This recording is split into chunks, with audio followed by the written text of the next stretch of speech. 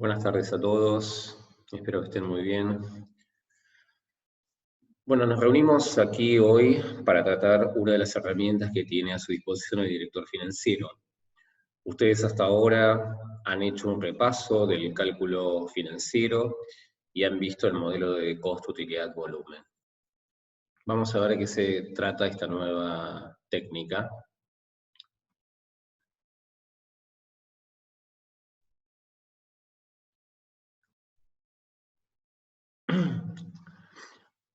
No sé si alguno de ustedes conoce o comprende el idioma ruso.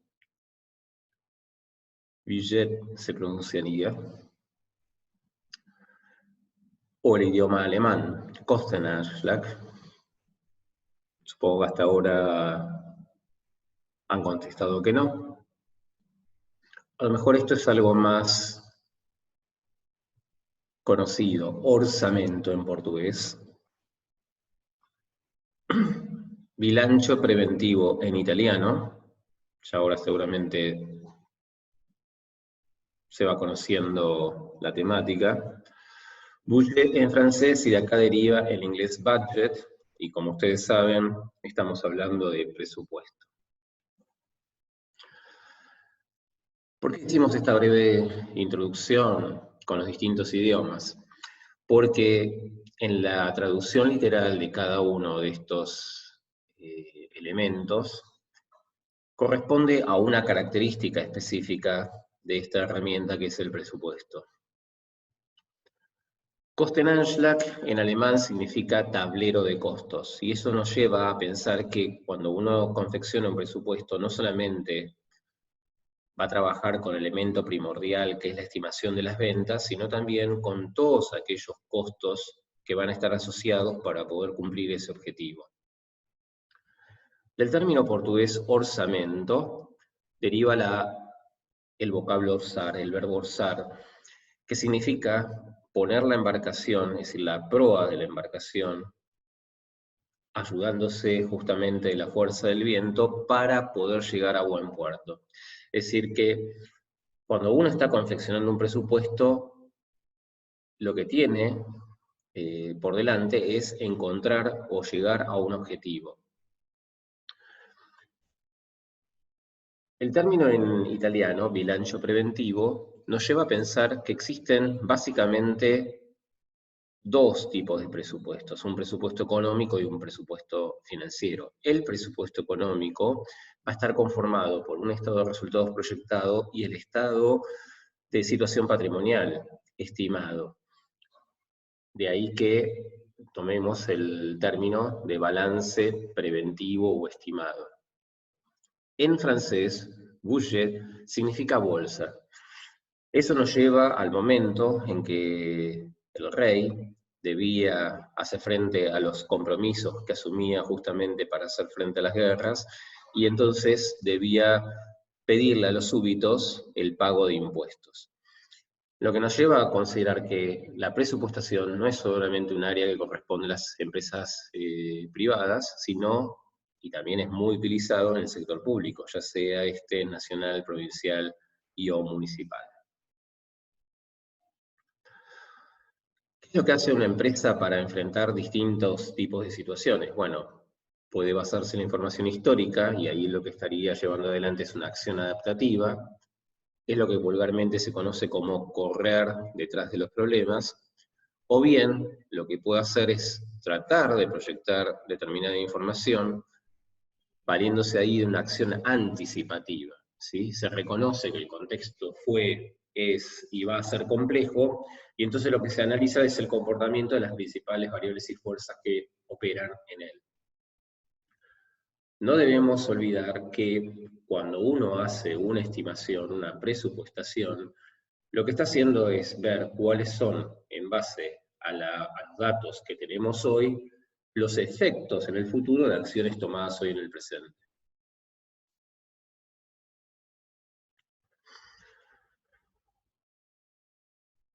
Si vamos al diccionario de la Real Academia Española, presupuestar consiste en formar el cómputo de los gastos o ingresos, o de ambas cosas que resulten de un negocio público o privado.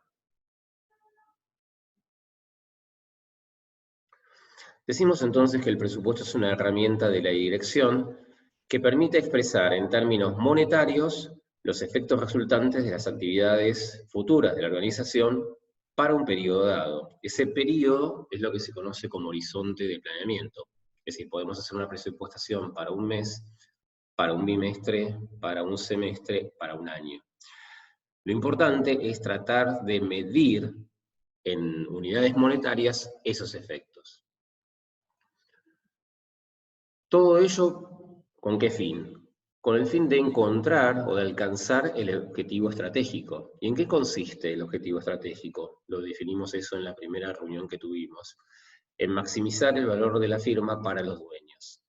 Si uno estuviese hablando de una sociedad anónima, que es aquella sociedad cuyo capital está representado por títulos que reciben el nombre de acciones, entonces podríamos decir que ese objetivo estratégico consiste en maximizar el precio de la acción o en maximizar el valor de la compañía para los accionistas. ¿Cómo se alcanza ese objetivo estratégico? Mediante el objetivo táctico u operativo, que es el del día a día, y que lo podemos definir como maximizar el valor de los flujos de caja libre, el valor actual de los flujos de caja libre, actualizados a la tasa de costo de capital.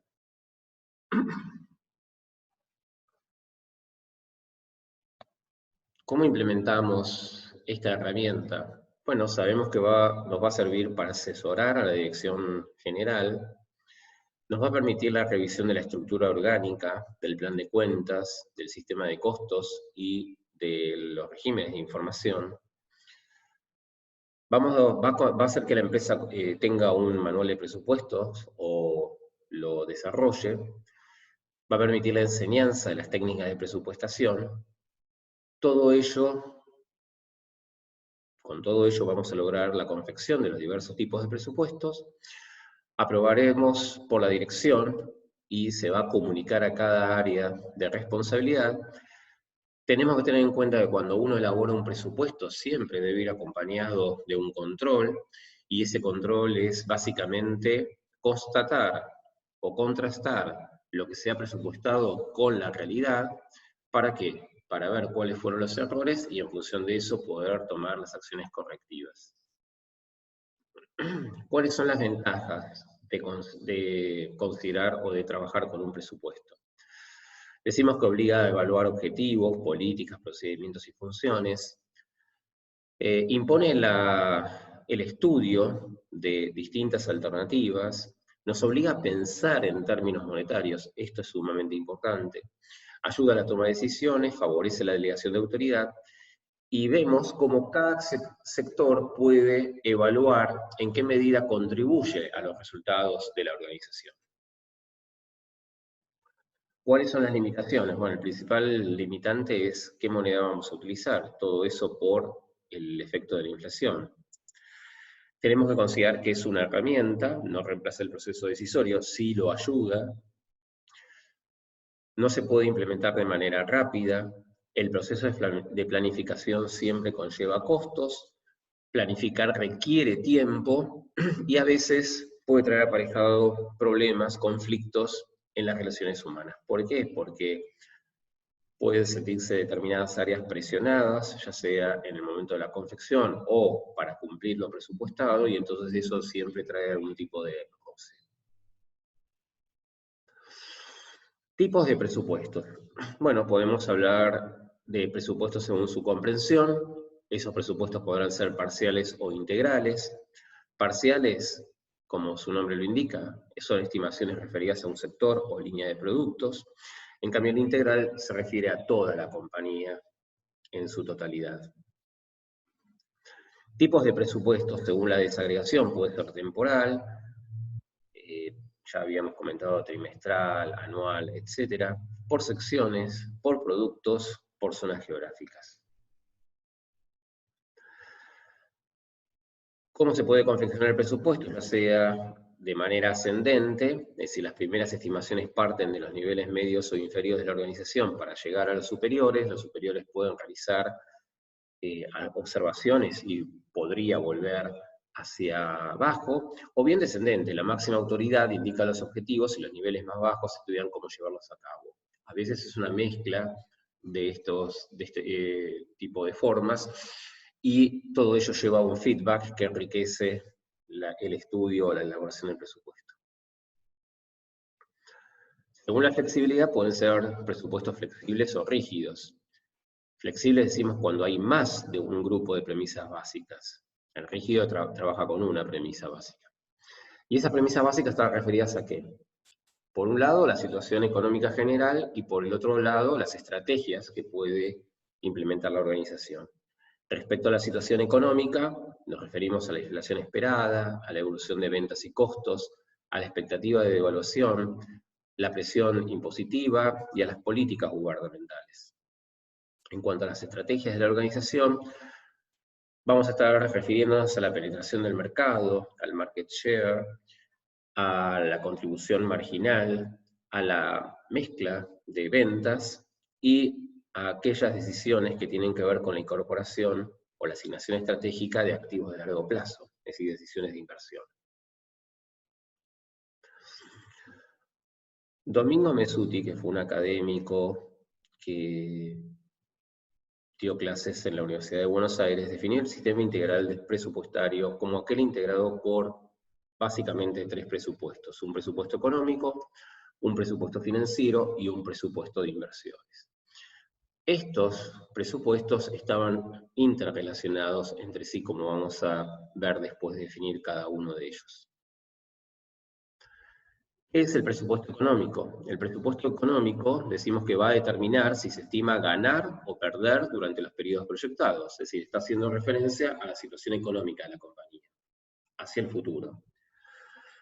Sigue los lineamientos de la contabilidad, es decir, que lo rige, es decir, el principio que va a regir para su confección es el principio de devengado. ¿Qué queremos decir con esto? Para estimar las ventas, vamos a considerar aquellos ingresos por ventas que se van a producir conforme el periodo, independientemente de si se cobran o no. Lo mismo para los costos que están relacionados. ¿Y cómo se lleva adelante? Se lleva adelante a través, en primer lugar, de la elaboración de un estado de resultados proyectados para terminar con la confección de un estado de situación patrimonial proyectado. El presupuesto financiero va a determinar el flujo de caja necesario para cumplir con los objetivos propuestos. Aquí interesan los ingresos y desembolsos de efectivo, con lo cual lo que está rigiendo es el criterio de lo percibido, y va a consistir en la elaboración de un cash flow o flujo de efectivo proyectado. Por último, el presupuesto de inversiones está relacionado a todo aquello que tiene que ver con las decisiones estratégicas de largo plazo, es decir, decisiones de inversión. Va a consistir en elaborar el flujo de caja libre o cash flow correspondiente a un proyecto de inversión y está vinculado a las decisiones estratégicas o de largo plazo de la compañía. Entonces, si nosotros volvemos al esquema del sistema integral presupuestario, fíjense que si la empresa está considerando aumentar las cantidades producidas y vendidas, eso va a estar registrado en el presupuesto económico. Esas ventas que se estiman realizar, una parte puede ser que va a cobrarse, supónganse, al contado y el resto se va a vender a crédito, entonces ahí va a tener un impacto sobre el presupuesto financiero. En el mes que estamos analizando, en el presupuesto financiero, vamos a considerar lo que se cobra al contado, y se va realizando los próximos cobros en los otros periodos, y a lo mejor para poder realizar esa mayor venta es necesario adquirir una maquinaria que va a ser estudiado a través del presupuesto de inversiones. Esa maquinaria habrá que ver si se paga al contado o si se toma financiación, entonces eso a su vez ahí tiene su correlato en el presupuesto financiero y además en el presupuesto económico. En el presupuesto económico la máquina va a aparecer activada y después se va a ir depreciando periódicamente, ya sea por el paso del tiempo o por el transcurso de la vida útil del bien.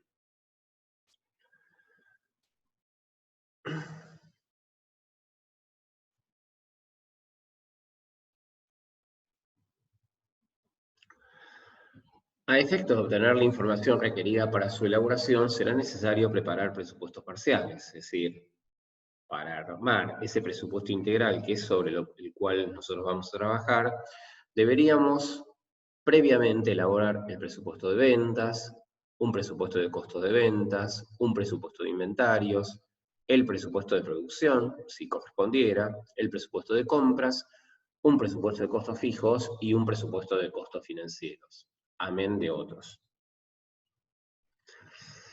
Dijimos que no solamente debemos confeccionar el presupuesto, sino que nos queda la etapa del control presupuestario, que es comparar lo que ha sucedido en la realidad con lo que fue presupuestado. Comparamos las cifras reales con las previsiones. Eso me va a permitir evaluar la eficiencia relativa de cada sector y la validez de las estimaciones. Y acá juegan los dos tipos de presupuestos que habíamos mencionado, ¿no? Presupuestos flexibles o presupuestos rígidos. En el presupuesto flexible lo vamos haciendo con posterioridad a la gestión, y en ese caso lo que vamos haciendo es, vamos modificando el presupuesto en función de lo que va sucediendo en la realidad.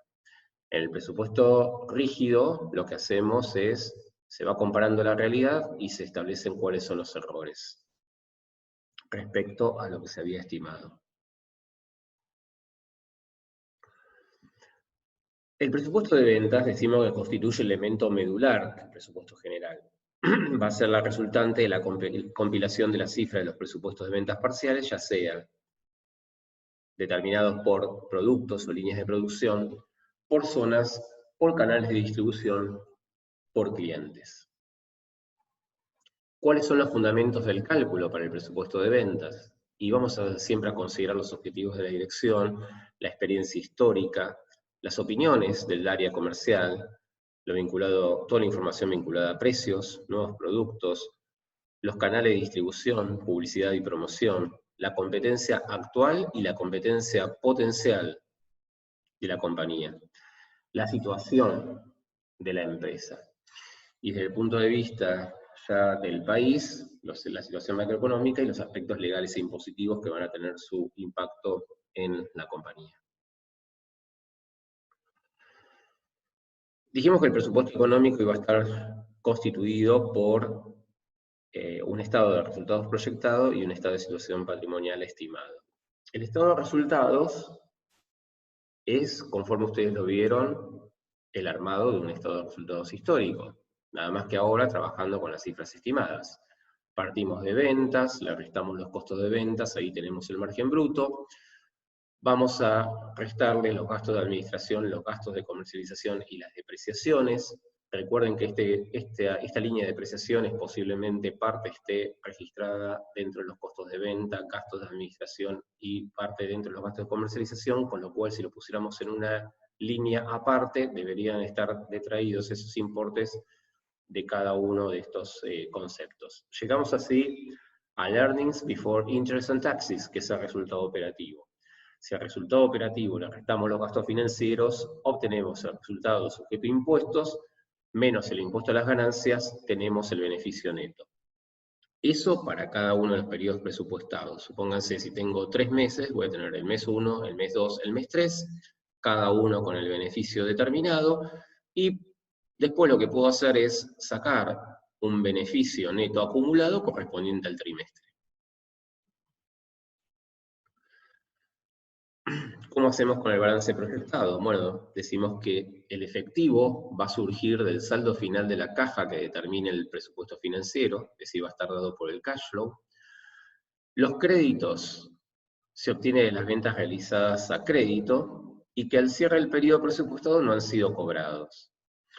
Los inventarios de su existencia se obtiene el presupuesto de niveles de inventarios, y en el caso del activo fijo, vamos a partir de un saldo inicial, le vamos a sumar las adquisiciones, le vamos a restar las ventas o bajas, y además vamos a considerar las depreciaciones correspondientes.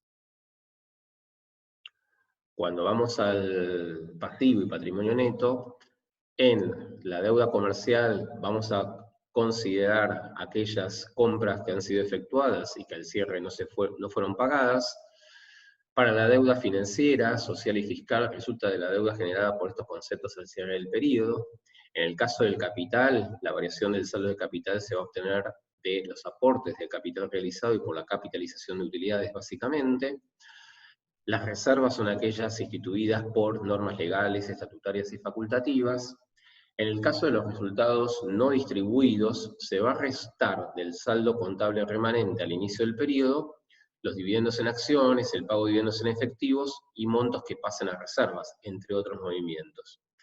Y por último, el resultado del ejercicio se va a obtener del estado de resultados proyectados que ya habíamos comentado anteriormente.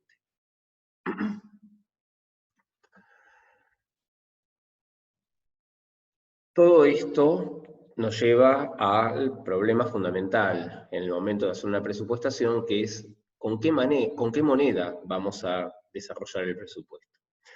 Nosotros, porque este es un curso introductorio, vamos a trabajar con lo que se denomina la moneda presente o moneda constante. ¿De qué otra manera se puede trabajar? Bueno, se podría trabajar con una moneda corriente, una moneda extranjera o lo que nosotros vamos a recomendar, que es el presupuesto a moneda de base, pero que lo vamos a dejar para cursos más avanzados. Sin embargo, vamos a comentar los problemas relacionados con la moneda. El problema fundamental es la inflación. Dijimos que la inflación es el aumento general y sostenido del nivel de precios. ¿Cuál es el efecto? Que deprecia la unidad de medida a través del tiempo, y el impacto es que trae dificultades a la hora de presupuestar y obviamente efectuar el control presupuestario. ¿Cuáles son los arbitrios utilizados? Bueno, trabajar con el presupuesto en moneda presente o constante, y lo que hacemos es ir corrigiendo al momento de controlar. Trabajar en una moneda corriente, en donde estamos estimando la pérdida del valor, o bien cambiar la unidad de medida, que es el presupuesto en moneda extranjera. Fíjense que cuando uno trabaja con moneda constante, lo que ocurre es que cuando yo llego al mes 1, yo tengo ahí otros valores, entonces lo que tengo que hacer es o deflacto esas cifras reales o llevo las cifras presupuestadas a valores del mes 1. Y ahí comparo y hago establezco cuáles son los desvíos y los tratamos de explicar. En el caso de la moneda corriente, como tiene en cuenta la variación de los precios relativos, va a estar, digamos, se llama moneda corriente porque corresponde a la moneda de cada uno de los periodos. Es decir, ahí sí puedo comparar directamente las cifras reales con lo presupuestado. El problema que tenemos es que no podemos comparar entre periodos porque no son homogéneos. Y finalmente tenemos la presupuestación en moneda extranjera, que consiste en tomar una moneda fuerte, supónganse el euro, o digamos no tan fuerte como puede ser el dólar, y ahí lo llevamos expresado en dólares. Acá la cuestión a tener en cuenta es que vamos a tener que considerar primero cuál es el tipo de cambio que se espera que va a regir para poder hacer las comparaciones. En segundo lugar, la inflación esperada. Y en tercer lugar, la inflación correspondiente al país de origen de esa moneda. Vamos ahora a hacer un pequeño ejercicio de un ejercicio presupuestario básico, en donde vamos a desarrollar o vamos a confeccionar el llamado presupuesto económico y el presupuesto financiero para que ustedes vean cuáles son las diferencias.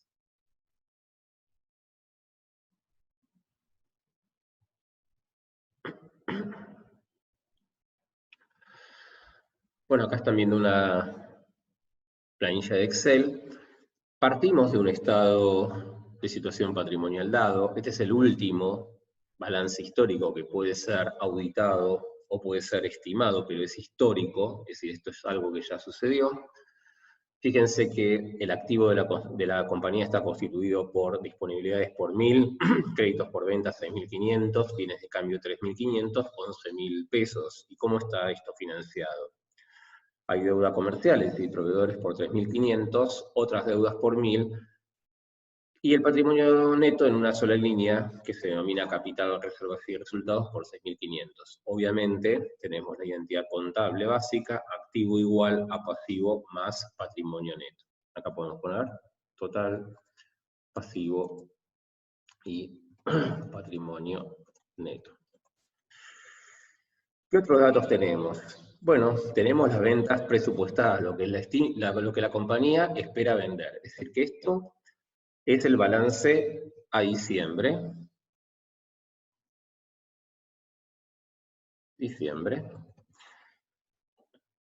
Del año anterior, y tenemos acá las ventas presupuestadas para enero, febrero y marzo. Estos son pesos, 7.000, 8.000 y 6.000 pesos. Los gastos mensuales, que se consideran que se van a pagar en el mismo momento, son sueldos 1.000, cargas sociales 500, alquileres 1.000, otros gastos 800. Y tenemos otros datos. Las condiciones de ventas es que el 100% de la venta se va a cobrar al mes siguiente. Eso significa que lo que vendo en enero se va a cobrar 100% en febrero. Los costos de ventas equivalen al 50% de las ventas. Se compran las mercaderías que se vende al mes siguiente, es decir que si yo estoy en el mes de enero, yo voy a comprar lo que se supone que voy a vender en febrero. Pero cuidado porque yo lo que vendo en febrero, el dato que tengo está en precios de ventas. Entonces siempre debería considerar que el precio de costo es el 50% de los precios. La condición de pago a proveedores se paga el 100% el mes siguiente. Es decir, lo que compro en enero lo pago en febrero. No hay SAC. Me dice que las ventas del mes de diciembre fueron 6.500 pesos.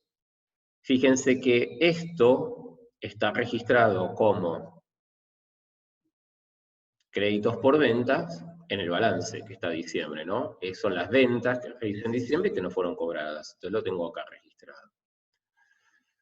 Por último, me dice que hay saldo de otras deudas que se van a cancelar en el mes de julio. Este saldo de otras deudas lo vamos a pagar en el mes de julio, pero no vamos a tener un impacto porque nosotros vamos a hacer la presupuestación por 2 meses, es decir, para los meses de enero y febrero. Fíjense a su vez que, ¿qué es lo que tendría que tener como bienes de cambio al mes de diciembre? Esto es lo que compré en el mes de diciembre, ¿sí? ¿Y qué compré en el mes de diciembre? Lo que yo iba a vender en enero. Lo que iba a vender en enero son 7.000. Como va a precio de costo, que es el 50%, entonces 7.000 por 0,50 me da los 3.500 que figuran como bienes de cambio. Este es el stock a diciembre. Y en proveedores, ¿qué tengo? Yo compré 3.500 que lo voy a pagar en enero. Entonces, por eso, en proveedores, tenemos 3.500. Esa es la forma de justificar tanto los saldos de créditos por ventas, bienes de cambio y proveedores.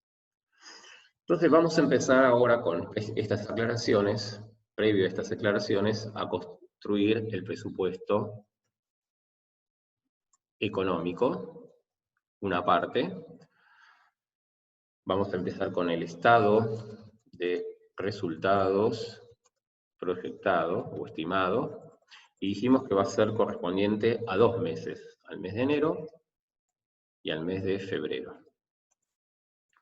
Entonces, empezamos por las ventas. Vamos a empezar con el mes de enero. En el mes de enero se estima vender 7.000 pesos.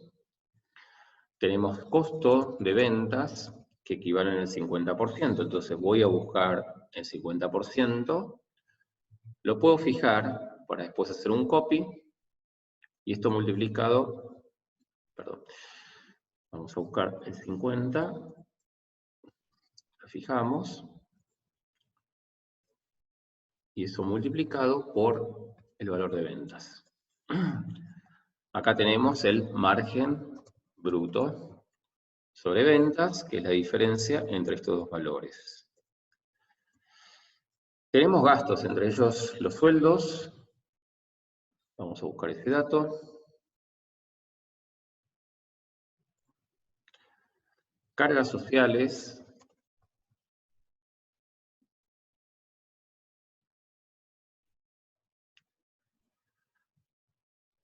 Alquileres.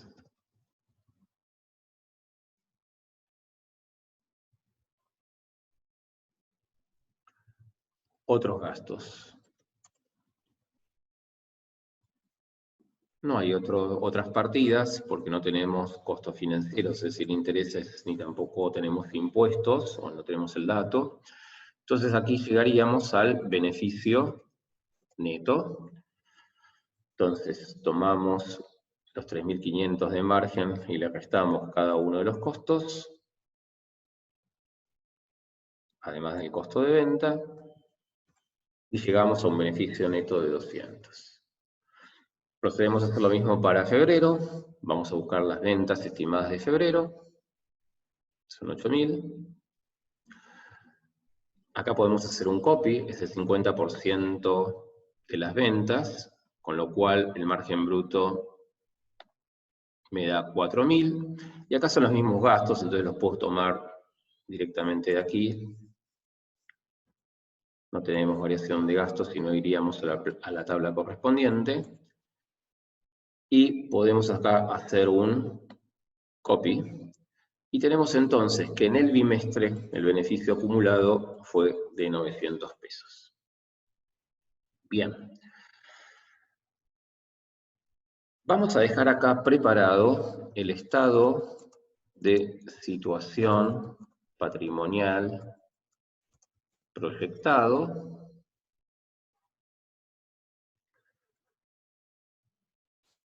Directamente voy a hacer un copy de lo que teníamos acá y voy a modificar las cifras.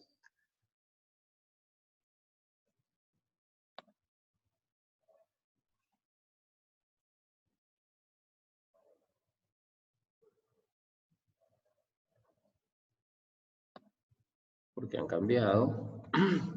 Este va a ser proyectado a febrero porque estamos haciendo 2 meses, ¿sí? Y para el armado de este estado de situación patrimonial proyectado, vamos a requerir, acuérdense que disponibilidades iba a estar dado por el presupuesto financiero, y cada uno de estos rubros los vamos a determinar por cómo ha ido fluyendo esos saldos. Entonces, vamos a armar primero el presupuesto financiero. Nuevamente trabajamos con enero y febrero. Partimos del saldo inicial de caja, que lo vamos a buscar en el balance original, era 1.000. Vamos a tener los ingresos por ventas. En el mes de enero lo que hacemos es, vamos a cobrar lo que teníamos de las ventas realizadas en el mes de diciembre, que está en nuestro balance en los créditos por venta. Y de las ventas de enero no se cobra nada, porque lo vamos a cobrar recién en febrero. Hasta ahí ingresos por ventas. Después lo que vamos a tener es, no hay ningún ingreso más, vamos a tener pago a proveedores. Nosotros teníamos en la cuenta proveedores un saldo de 3.500, esto se abona en el mes de enero. Y después tenemos todos los gastos, ¿no? Sueldos.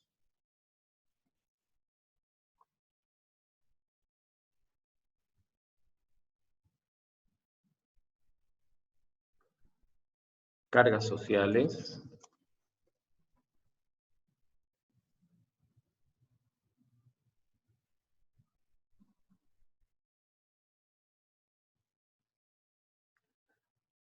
alquileres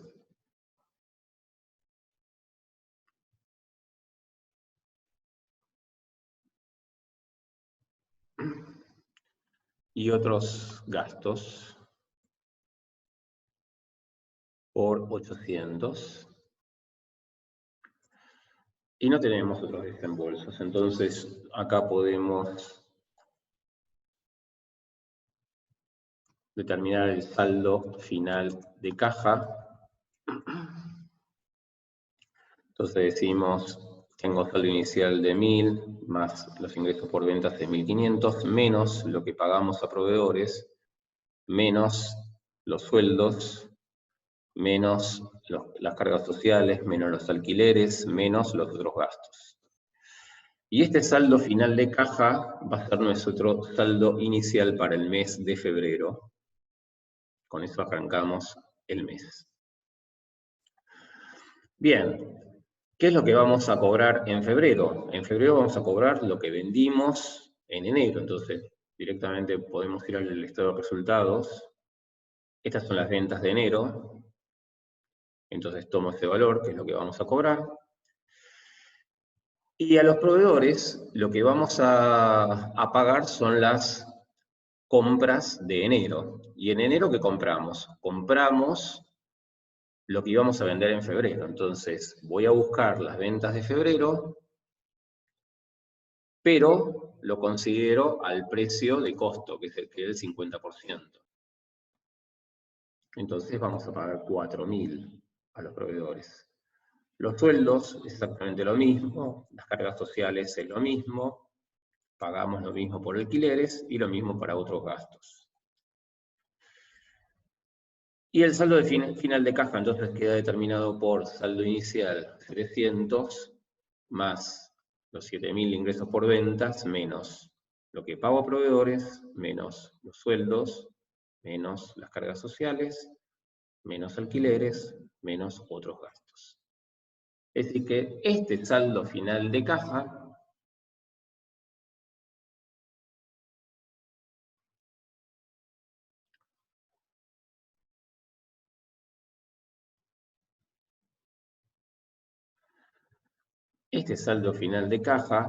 es el que me va a nutrir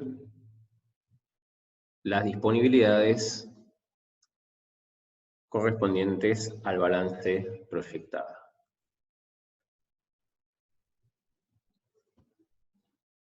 Bien. Entonces, lo que vamos a hacer ahora es ver qué es lo que sucedió con el resto de las cuentas. Podríamos armar algo así. Por ejemplo, créditos por ventas. ¿Sí? Tenemos el saldo inicial.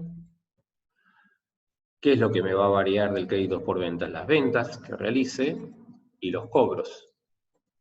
Y ahí voy a obtener el saldo final. ¿Cuál es el saldo inicial de créditos por ventas? Lo voy a buscar al balance inicial. Era de 6.500. ¿Qué ventas fueron realizadas estamos en el mes de enero? Bueno, lo que yo vendí en el mes de enero fueron, lo puedo poner acá, 7.000. ¿Y qué es lo que se cobró? Se cobraron los 6.500. ¿Sí? Lo tengo acá en el presupuesto financiero, con lo cual el saldo final es saldo inicial más ventas menos lo que cobré, me da el saldo final. Este saldo final pasa a ser el saldo inicial del mes de febrero. Nuevamente, ¿qué vendí en febrero? Vamos al presupuesto económico. Vendimos 8.000. ¿Qué fue lo que cobré? Vamos al presupuesto financiero. Cobré 7.000.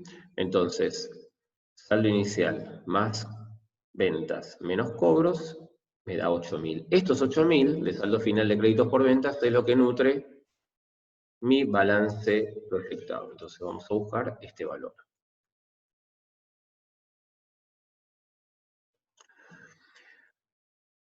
Y haciendo algo muy similar, vamos a trabajar con bienes de cambio y con proveedores. Entonces, bienes de cambio, vamos a tener saldo inicial, lo que mueve a bienes de cambio son, por un lado, las ventas y por el otro lado, las compras. Eso me da el saldo final. El saldo inicial lo buscamos del balance a diciembre, teníamos 3.500. ¿Qué es lo que vendí? Vendimos lo que me dice el estado de resultados proyectado, que es la mitad de las ventas, ¿no? Porque son las ventas, los 7.000, valuado al punto 5, que es el precio de costo. ¿Qué fue lo que compré? Bueno, esto lo tengo.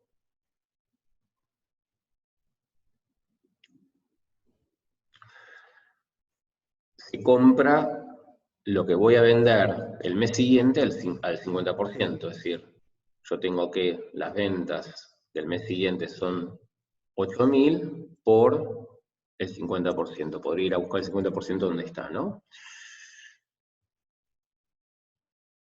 ¿Dónde está el dato? A eso me refiero. Entonces, fíjense, tengo lo que tenía menos lo que vendí más lo que compré, tengo el saldo final. Este saldo final es el saldo inicial de bienes de cambio. ¿Qué fue lo que vendí? Vendí lo que dice el estado de resultados, 4.000. ¿Qué es lo que compré? Compramos lo que voy a vender el mes siguiente, por eso necesitábamos ahí el dato de las ventas estimadas para marzo.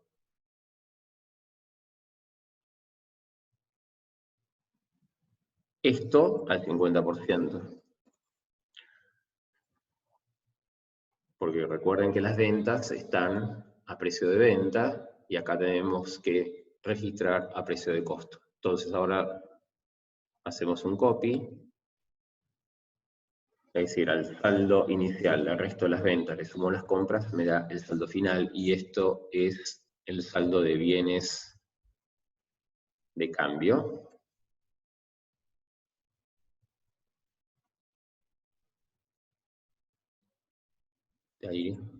Ahí obtiene el bienes de cambio, con lo cual el total del activo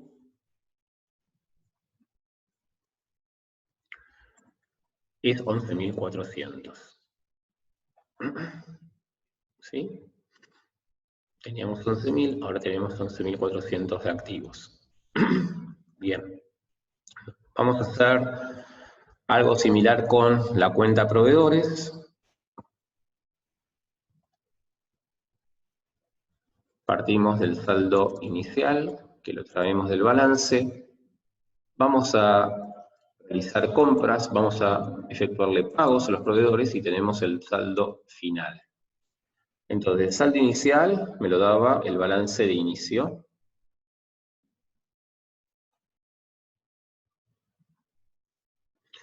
Las compras lo tengo en bienes de cambio, ¿sí? Recuerden que siempre compramos a precio de costo lo que voy a vender en el mes siguiente. Los pagos los voy a buscar directamente en el presupuesto financiero, pago a proveedores, con lo cual tenemos que el saldo final es saldo inicial más lo que compré menos lo que le pagué a los proveedores. Este saldo final pasa a ser el saldo inicial del mes siguiente. Las compras dijimos que lo obteníamos de bienes de cambio, acá.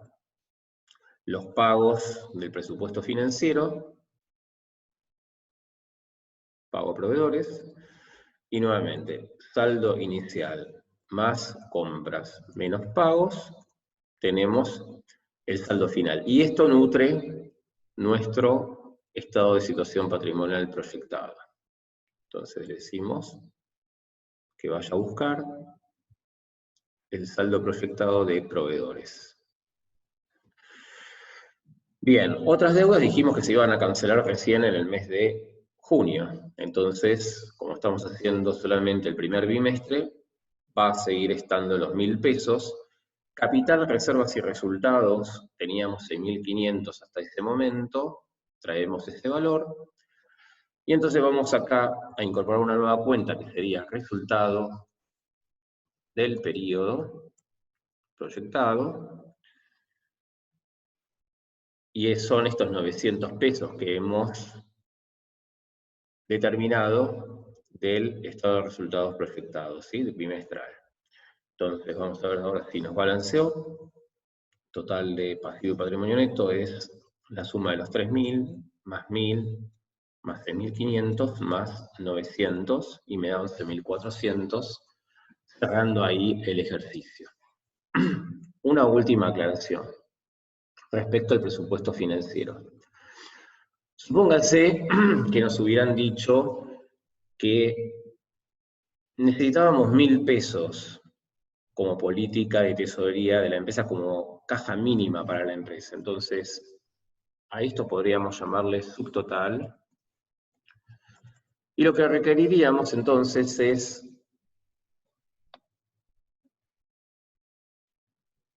para poder tener los 1.000 pesos que nos solicita la compañía, deberíamos registrar la entrada de un préstamo por 300 pesos, y entonces ahí sí tendríamos saldo final de caja, 1.000 pesos, que es lo que está pidiendo la compañía. Entonces, pasaría a ser ese el saldo inicial de la caja. Vamos a suponer que acá tenemos otros ingresos por una deuda que no estaba registrada, supónganse, por 3.000. Entonces, ahora, ¿qué sucede? Cuando llego a este subtotal, acá me falta sumar estos 3.000 adicionales. Entonces, ahora tenemos mucha más caja. Entonces, ¿qué puedo hacer? Vamos a devolver el préstamo y vamos a pagar los intereses. Entonces, vamos a poner otra línea de intereses. Supóngase que fuera el 5%, entonces ponemos 0,05. Y ahí nos quedaría que el saldo de caja estaría por este subtotal, menos la devolución del préstamo, menos el pago de los intereses. Y tendríamos este saldo final de caja que pasaría al periodo subsiguiente. ¿Qué podría ocurrir también? Bueno, así como acá registramos el tema del préstamo de intereses, que después va a tener su correlato en el presupuesto económico, lo que podríamos haber hecho también es, ahora que tenemos un sobrante importante, agregar otra línea, por ejemplo,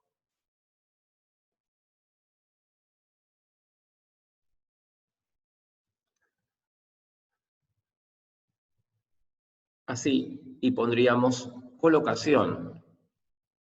Es decir, ahora en lugar de tomar un préstamo por parte del banco, somos nosotros los que les prestamos al banco. Entonces haríamos una colocación, supónganse por 2.385, ¿para qué? Para que me quede un saldo final de 1.000 pesos, que es la política de la compañía. Obviamente, en el periodo siguiente, lo que va a haber intereses sobre la colocación, pero ahora van a estar sumando, porque va a ser un ingreso para la compañía.